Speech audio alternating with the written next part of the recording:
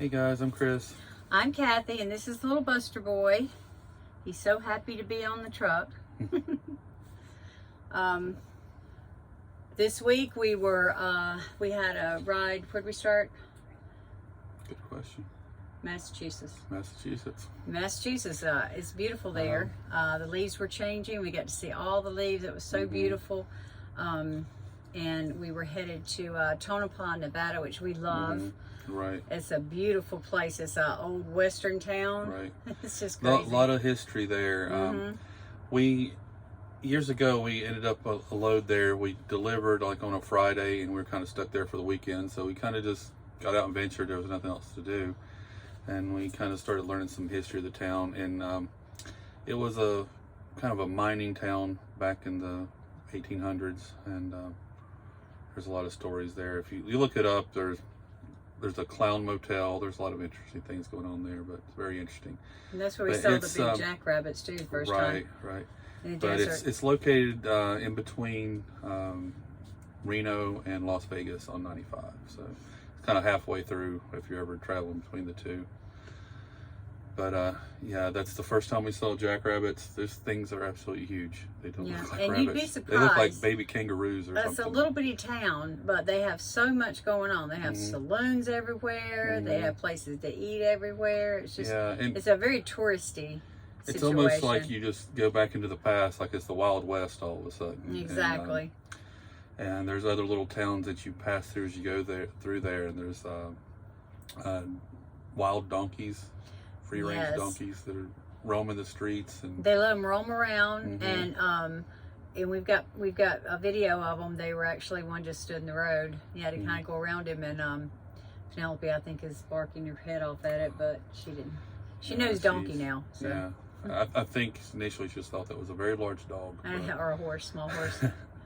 But they do. They just wander around the town, and people just let them do it. And it's just wonderful. The speed limits. Now, this was in Death Valley that we were leaving Tonopah and going out. And Death Valley is where they have the donkeys, most of them. Yeah. I mean, it's amazing to see that. So amazing. But we dropped off at the Tonopah Missile. Yeah, there's a missile range Missile range. And then we had to get our next load in California. Right. So we dropped off at the missile range. We got there in the afternoon, and we had to wait till the next morning to unload us. And so we slept out in the desert. They've got a place across from the missile range where it's really nice, and you can park and sleep. And it's very dark out there. Yeah. And we were glad we had Penelope. Yeah, it's just a large gravel lot, and there are literally no street lights inside anywhere. And we stepped outside, and the moon was just like unreal, the stars.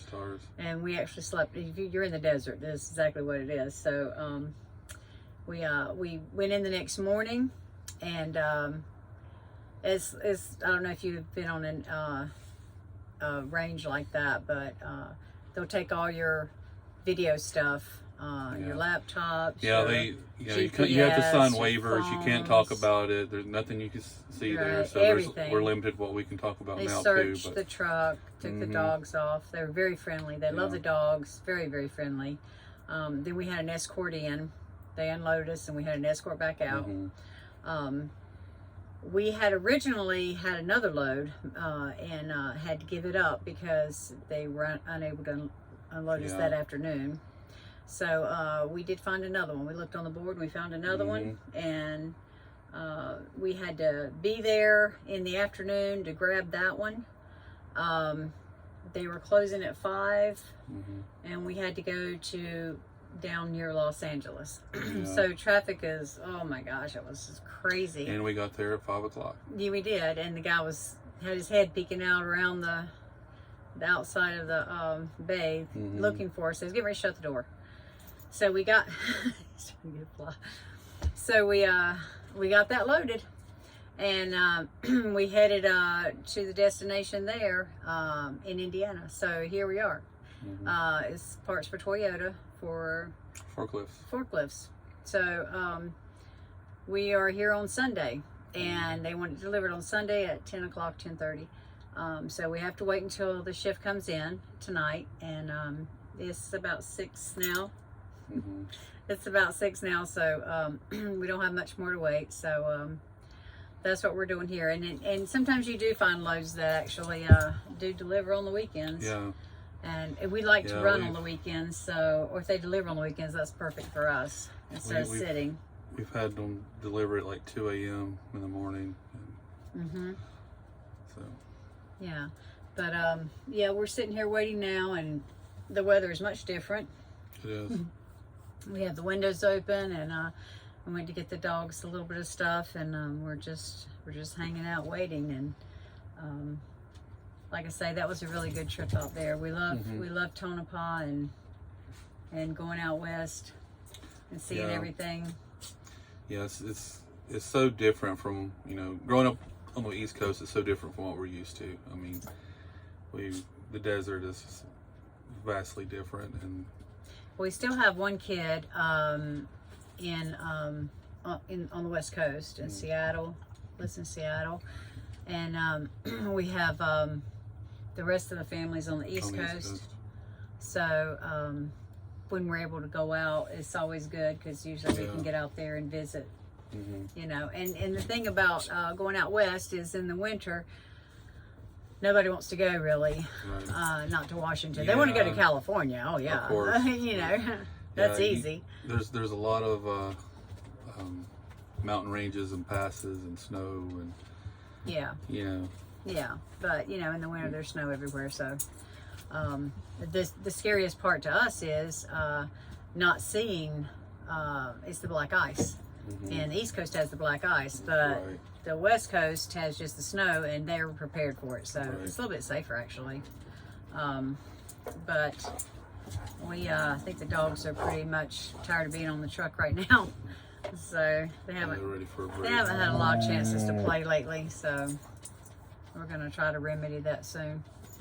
But we do have some video of the donkeys and some of our ventures. Right, absolutely. And you know, want to give a shout out to Exam Transport and everybody that helps us there. If you're thinking of coming on board, you can contact us through, you know, Exam, and we'll help you out. Chris does some mentoring, and you know, we get these trucks and there's a lot to it. I mean, you know, you got a generator now. How do you do that? How do you do this? You know, all these different little things. Well, they're different too. There's different units and. Right. So everybody needs a little bit of help. When we first started, we didn't know how to start the thing. Yeah. Actually, another thing I was going to mention this time also is being a straight truck with air ride, you have airbags in the back, and it's very important on these straight trucks that you release the air whenever you back into the dock. And there's a correct way to do it. You don't want to back all the way in and touch the dock and then lower it, because you'll break off your bumpers every time. You want to be about 6 inches to a foot away from the dock, and then lower the suspension, then back the rest of the way in. That way you'll be at dock height whenever you back into the dock. And that takes the pressure off the airbags. Not wanting to. So we don't know why. Anyway, after you get the suspension lowered, then you want to put the landing gear down also, and that takes all the pressure off airbags. So when the forklifts come on the back of the truck, they don't damage the airbags, so they can damage them. Right. All right. Now we're going to take the dogs out. So thanks for watching.